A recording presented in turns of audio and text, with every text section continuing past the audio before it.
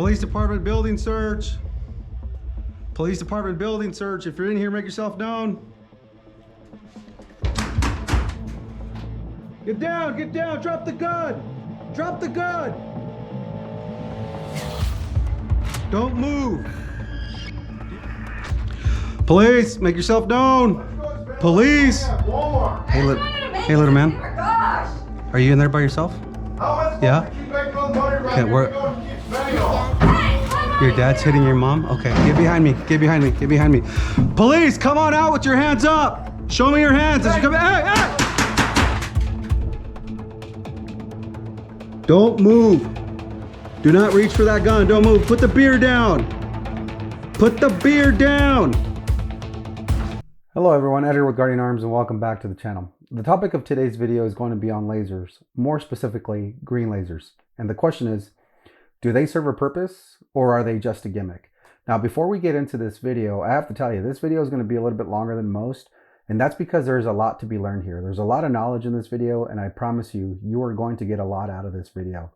Also, there's going to be a boatload of shooting in this video. It's not going to just be me talking to you. This is not a boring video, but it is long. So if you don't have the time to watch it right now, that's perfectly okay. Hit the pause button. Come back to us later when you're on the couch, kicking back, relaxing, and you want to learn something. So when it comes to pistol-mounted lasers, there seems to be a split opinion on the subject. There seems to be one side that says they're a gimmick, they don't work, don't bother using them. And the other is, yeah, I believe they serve a purpose, but I don't really know for what. So back in late 2018, early 2019, when I first started testing pistol-mounted lasers, I was kind of on the same boat. I felt like they served a purpose, but I didn't know if I could trust my life to them based on the environment that I planned on taking them into. And that's kind of what began the research or the information that I started gathering that I'm going to show you in this video. So the two TacLite laser combos that I have the most time behind are the Streamlight TLR8G and the Olight Balder Pro R.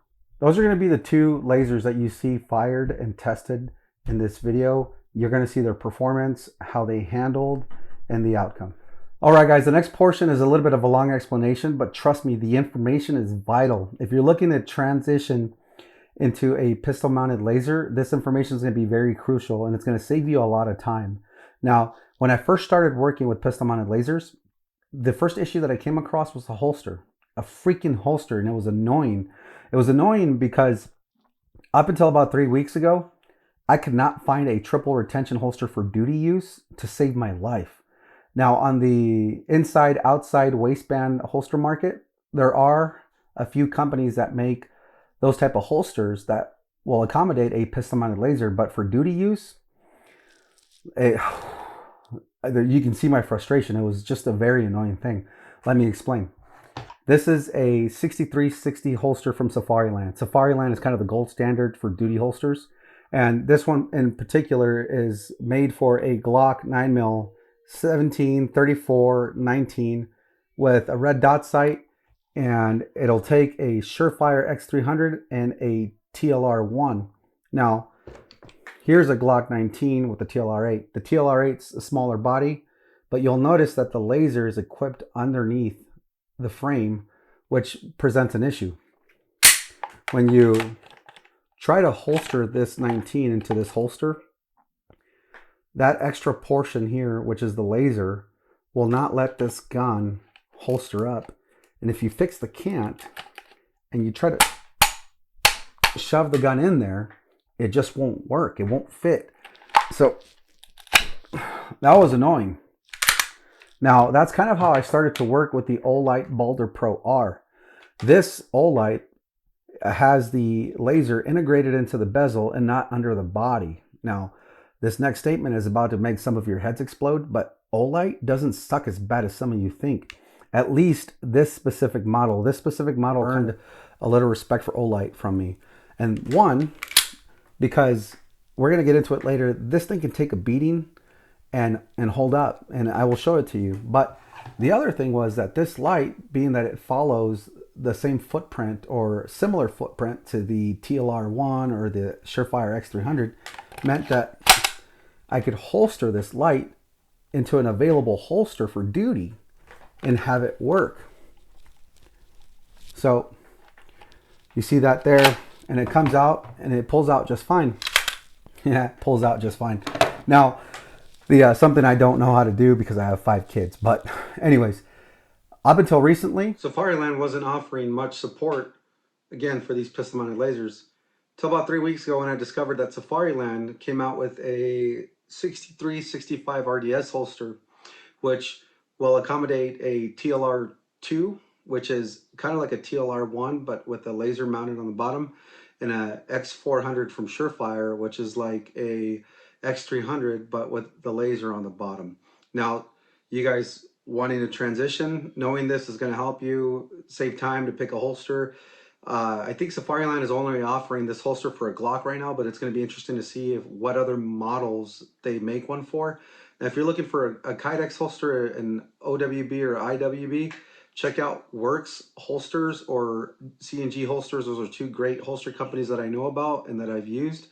I'm going to put their link in the description below to make it easier for you guys. The first learning curve you're going to have with your laser is understanding your zero. Understanding your zero is going to be very important because you need to know where your rounds are going to impact based on where you aim your laser. Here I'm going to give you an example of what a zero shift looks like when you've moved closer to your target based on a 15-yard line zero. Okay, so if I aim here, my dot or my laser is going to be sitting low. That means I'm going to hit above where I intend to hit. And I'll do it again. If I'm aiming for the A, I'm going to hit right above it. I'll do that all day.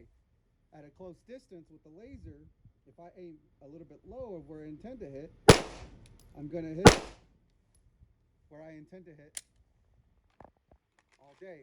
So what you saw there was the difference in my zero shift.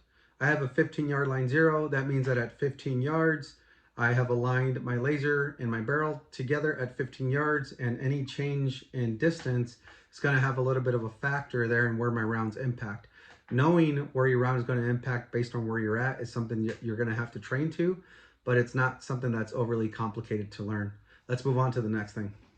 Shooting with the laser is going to be an experience all of its own. I'm going to show you this real quick. So here you see my co-owner to Guardian Arms, Bruce. It was his first time ever shooting with a laser, and you can tell that it's kind of throwing him off. Now, he's a decent shot, but his first time ever shooting with the laser, you can see that laser dip as he takes a shot. He's actually aiming for the center of the face, and he's hitting near the neck area, and that's because he's jerking the trigger. But I'm able to tell, and you're able to tell looking at it, because you see the laser dipping before the gun actually goes off. Now, after about 5 minutes of coaching, I'm going to show you this.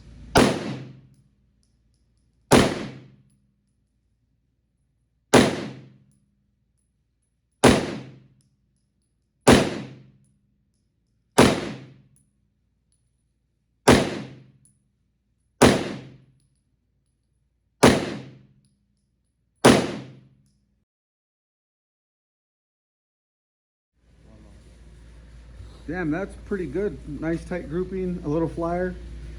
We all get those. So Bruce is a pretty good shot. He just never shot with the laser before.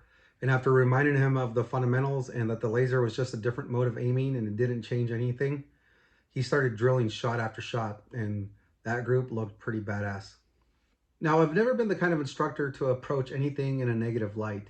I hate people who are condescending to their students. That's never the way I've approached anything. However, I will say this passionately. If you're not a great shooter, simply adding a laser to your pistol isn't going to make you a better shooter. There is a learning curve to it, as you've seen. However, that doesn't mean that you can't get there. Just apply yourself and you will get there. Now, I also think that the failure to grasp the learning curve to a laser has led to the prevalent belief on one side that lasers are just gimmicks. They don't work, blah, blah, blah, blah, blah. No, you're starting to see that they actually do, and they actually serve a purpose. Now, for some of you shooters who have been around a while, or some of you more competent shooters, more professional shooters, you guys are familiar with stance-directed fire. If you're not familiar with stance-directed fire, that is the discipline of engaging a target with the use of no sights and simply your body mechanics at a short distance. Now, if you're using a laser combined with stance-directed fire, this is more for the police officers, not the competition shooters. If you can have validation of where your barrel is at when you start shooting, you are likely to increase your accuracy with the use of a laser.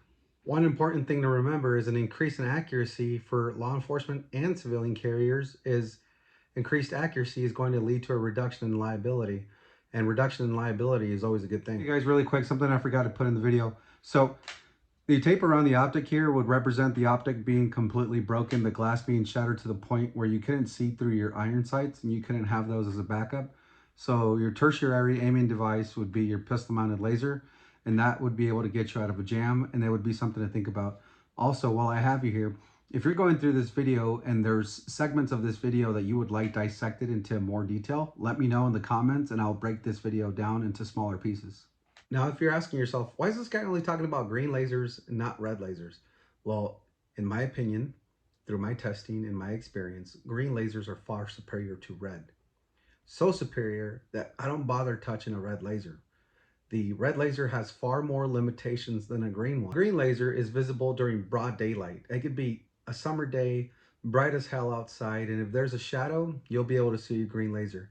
Now, this would be about the only time that I wouldn't bother trying to go to my laser as a secondary aiming method. At a short distance in a broad daylight, I might be more inclined to use stance directed fire. However, that's about the only limitation to a green laser. A green laser is visible inside of a home during broad daylight. It could be a summer day, all the windows are open, and you're still going to see that green laser pretty clearly. Going into like a warehouse or a factory setting where the lights are super bright, you have a bunch of fluorescent light everywhere, you can still see that green laser very visibly with no problem whatsoever. If you have a mixture of light, if the light is above you and you're aiming into the dark, even better. If you're in the dark and you're aiming into a woolet area, like a fluorescent light area, you're still going to see that laser very well without any issue whatsoever. All right, guys, I told you this was going to be a long video, but not a boring one. The next 5 minutes is going to be nothing but shooting. But before we get into it, I need to tell you what you're looking at. You're looking at a Streamlight TLR8G on a 6-hour P320X compact, and you're looking at the Balder Pro R from Olight on a PX9 from TSIS. These things were tested and shot from uncomfortable shooting positions, not normal shooting positions. They were tested from different distances, 5 yards ranging all the way out to roughly 18 yards, mainly all one-handed, mainly all uncomfortable shooting and hindered shooting. As you can tell in one of the scenes where it's an officer down type scene where I got to pick up a buddy and I have to engage a threat that for the scenario pops up out of nowhere when we thought there was nobody left. You'll see that I can't bring my gun hand to my face, not even close. So I have to rely on the laser to shoot. And I want you to check out the accuracy of that as well. The shield that we use, don't make fun of it. We had to improvise. I have access to a real shield. I run a real shield on my unit, but unfortunately I can't mix my work life and my personal life. So a buddy of mine was kind enough to cut one out for me out of plywood and add a 10-pound weight to it to simulate the real thing. So if you find that funny, that's the story behind it. Let's get into it and see how these lasers did.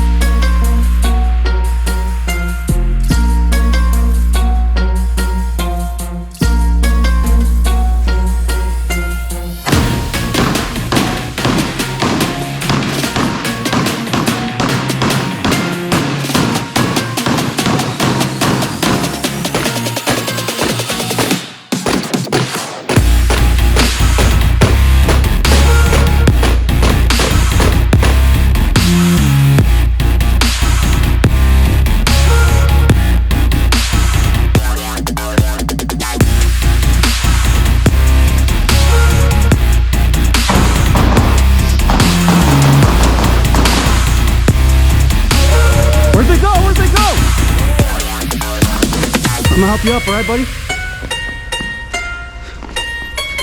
Come on. That's right. Shit.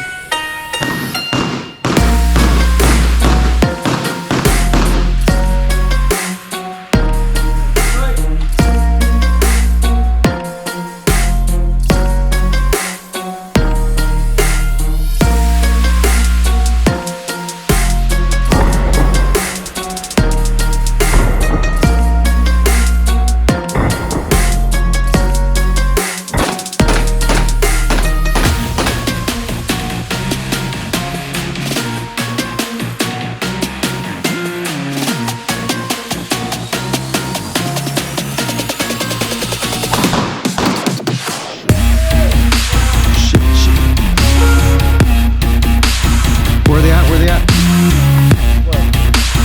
Did they leave? Put your legs down. Right here. Ready? 1, 2, 3. Right. Let's go.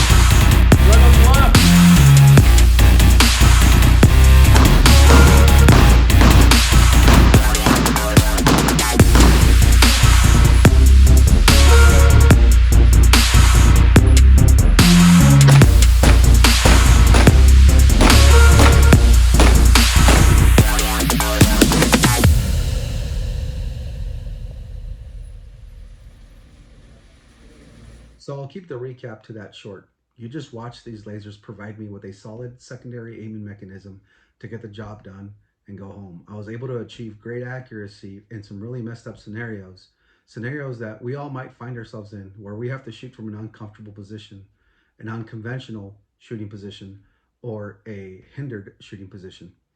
Now, we purposely left the targets in the edits for you to go back and validate this claim.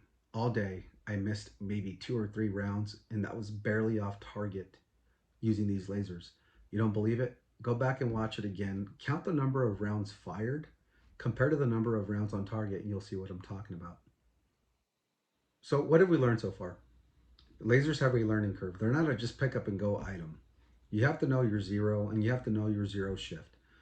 You have to know the impact of your round based on where you're at, how close or how far you are from your target. You have to know the limitations of the laser, when you probably should use one and when you probably shouldn't. But we've also covered all of the great benefits that come with attaching a laser to your pistol. Now, you're still here, which means you're still interested in more knowledge. I pose one last question to you. What's the point of having this laser and putting it on your pistol if it's not going to survive the conditions that you take it into? You can't trust your life to it if it's not going to survive where it's going. So here's your torture test. You see me shooting a Glock 19 and you ask yourself, where was that Glock 19 all video? Unfortunately, it was a sacrificial lamb. It was the least Gucciest of all my Gucci guns. I brought out another cheap piece of shit gun that I wanted to kind of break on purpose, but the thing couldn't even fire. So here you see me checking zero with the TLR-8G attached to the Glock 19. You see that zero was just fine. I would consider that. Now this next part of the torture test comes from Aaron Cowan over at Sage Dynamics. I believe in his drop test method. I believe that it applies to a lot of electronics, optics, and things like that. So I conduct one here. Shoulder height drop. You see that the light body took a pretty significant hit. In reality, most of us will never drop a gun or expose a gun or a laser light combo to this kind of impact. But you see it turned on, it still works. So I take it over, I turn it over to its other side and drop it again. Now here, it takes an impact to the light body, but not as heavy as the first one. I pick it up, show you that it still works, shine the light and laser on the ground, shine the light and laser over the target, and you can see the laser on target. It still operates.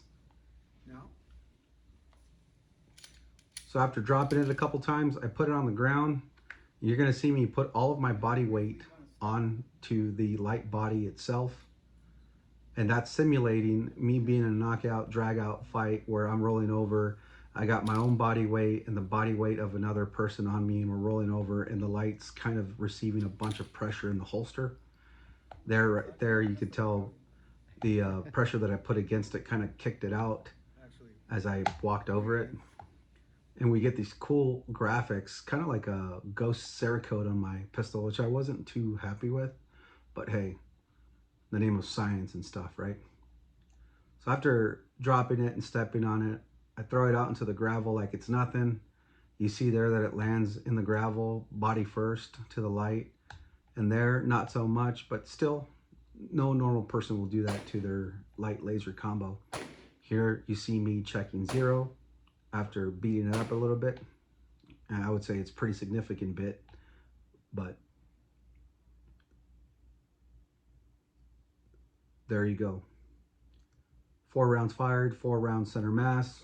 TLR8 miraculously held 0. I couldn't believe it. I honestly thought the thing was going to die, and it didn't, which kind of surprised me and made me happy. You could tell by the smile I had there.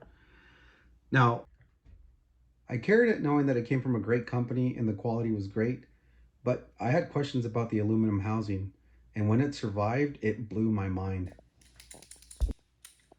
Up next was the Olight Boulder Pro R attached to the TSIS PX9. I knew the PX9 would survive because honestly, I don't think there's anything that can break this little budget gun. And we repeat the process. We drop it on one side. This one being a full-size light, we actually drop it on the bezel. And I leave the light on to show you that it's still functioning. The light doesn't turn off. You can even see the green laser shining off the ground on the next drop test. Drop it on the other side. Nothing major, just like the other test. Then we take it outside, throw it into the gravel, give it a little toss. You see it land. Now here I'm actually going to cut into the footage and show it to you. I wanted to show it to you unedited because I know Olight's going to have some haters. Now, I don't advocate for Olight. I've never worked with them. I don't owe them anything, but this particular model right here is actually pretty decent. And I wanted to show that because I don't like people smack talking for no reason. If something sucks, have at it. Let's go. I'll join you. But when you're just joining the crowd to join the crowd, now let me show you something. All right, so we beat this thing up a little bit. I don't want anybody to claim editing, so what popped in my head, I'm gonna carry out. I'm gonna torture it a little bit more and go straight from a little bit more torture right into the shooting. The target down there is clean. The brown target down there is clean, and now that's what I'm gonna shoot at. So what I'm gonna do is I'm gonna drop it again. Drop. That's its 3rd or 4th drop. Now what I'm gonna do is step on it, simulating it being in my holster and having a rollover, me putting some weight on it during the fight. I'm actually putting pressure on it. I'll roll it over to this side now to be fair to the other side. And for those that don't believe me, I'll actually do a little ballerina. All right, now let's see. What do you think, Bruce? I think it's going to be on. So, no sights. I'm taking my, let me start that over. I kind of caught myself trying to pick up my sights for whatever reason. I haven't done it all day. I just did it right now. Laser on, well below my face, laser only sighting.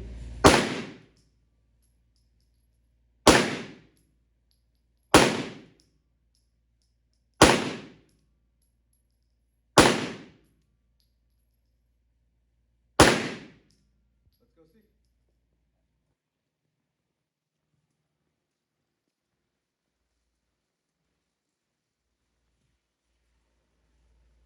Not bad. Had a little flyer, that was me. So there you have it, an amazing performance from the Streamlight TLR8G and the Olight Boulder Pro R. I really hope that you guys took something and learned something from this video. It took me a while to make it and put it together.